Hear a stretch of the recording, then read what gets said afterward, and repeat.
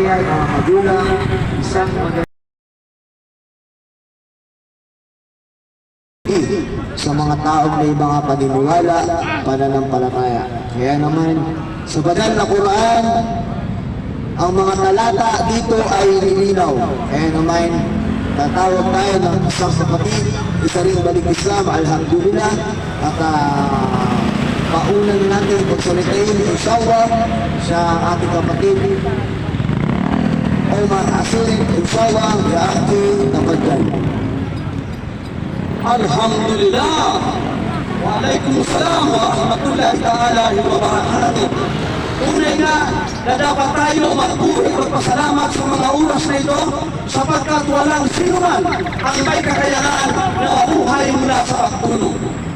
Tunay nga lang Allah ang pinakamabaging, ang pinakamabait, ang lubos na mapagpatawad sa kanyang mga nilikha.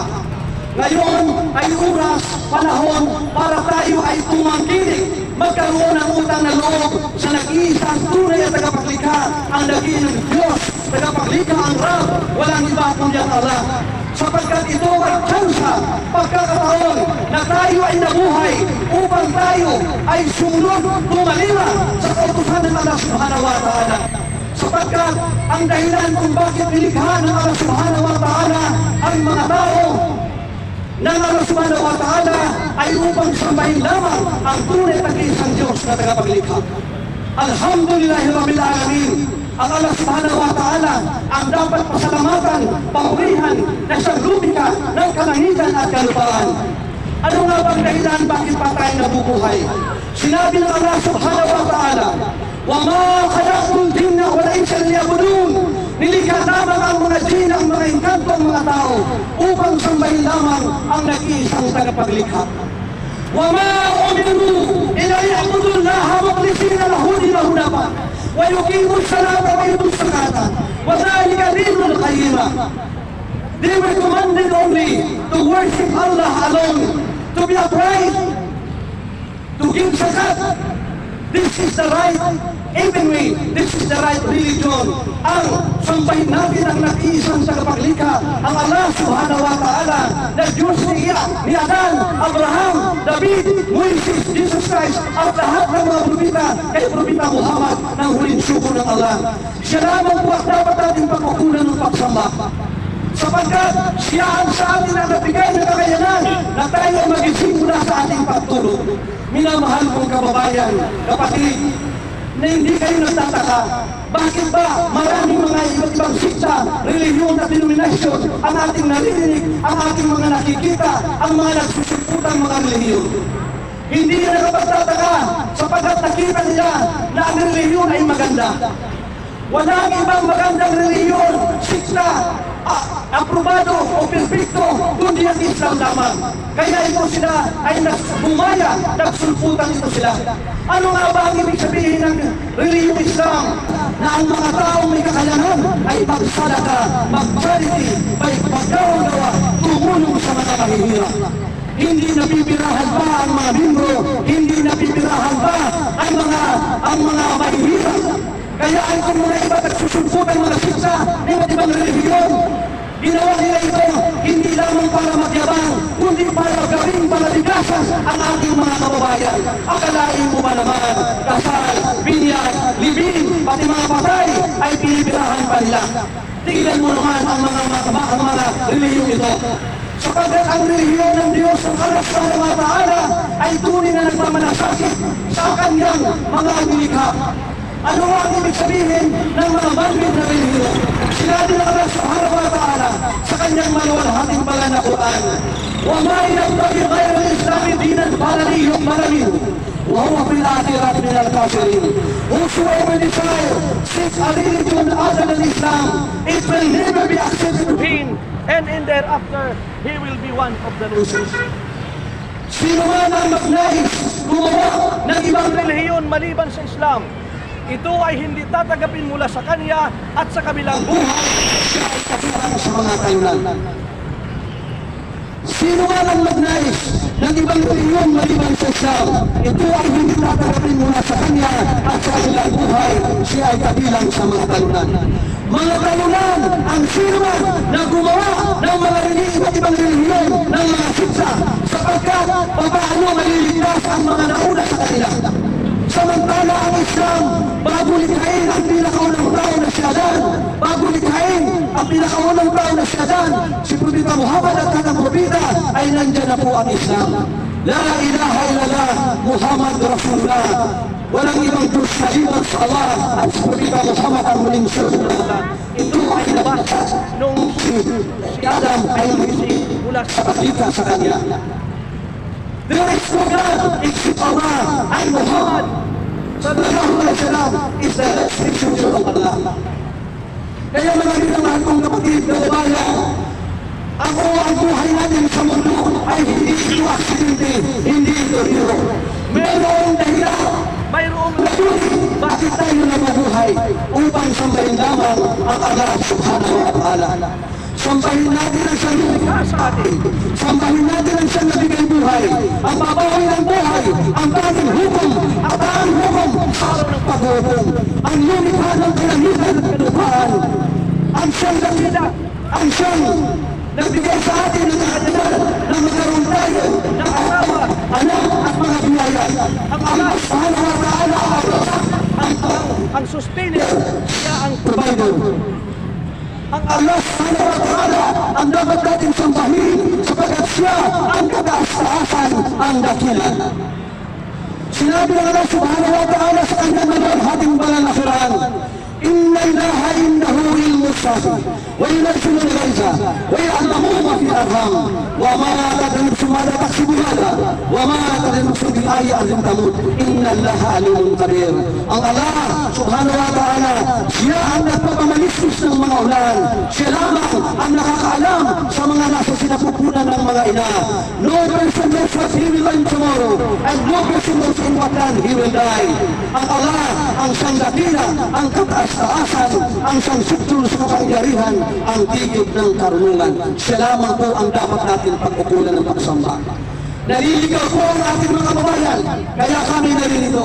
Sapagkat sa sinabi ng ating kapatid, naririto kami sapagkat sinabi ng Allah subhanahu wa ta'ala kay Propeta Muhammad, Fadakir fa inna dhikra tanfa'ul mu'minin. Ang paalala ay pakinabang sa mga nananampalataya. Ang paalala ay pakinabang sa mga naniniwala, sa mga nananampalataya. Paano ka magkakaroon ng pananampalataya kung hindi ka makikinig, kung hindi ka mag-aaral, kung hindi mo bubuksan ang iyong pusong isipan kung ano ang Islam? Minamahal kong kababayan, kailangan tayo ay magpaalala bilang pagmamalasakit sa sarili, pagmamalasakit sa kapwa, pagmamalasakit sa kapwa-tao, sa ating pamilya. Na sinabi ng Allah subhanahu wa ta'ala na tayo ay magtulungan, na tayo ay magbigay, na tayo ay magpatawad, na tayo ay gumawa ng kabutihan, na ipagpawal natin ang kasamaan, ipatupad ang kabutihan. Ito po ang utos ng Allah subhanahu wa ta'ala.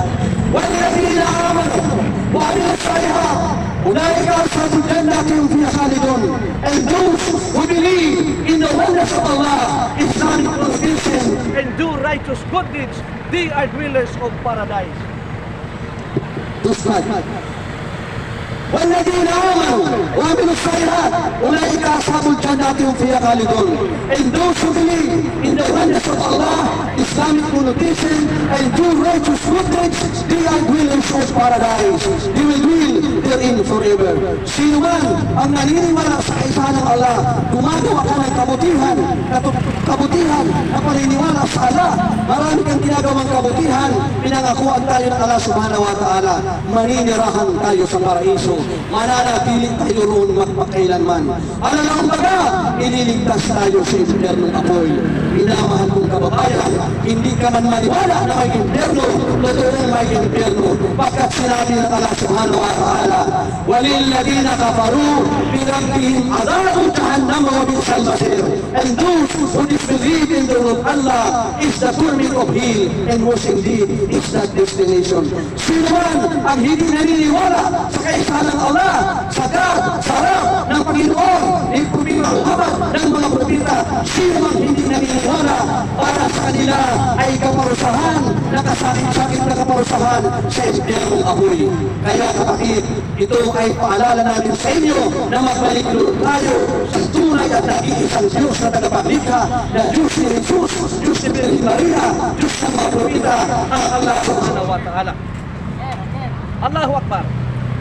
Assalamualaikum. Kaya kapatid, patuloy kami naririto upang magpaalala sa inyo bilang pagmamalasakit, bilang tulong na huwag natin sayangin ang panahon.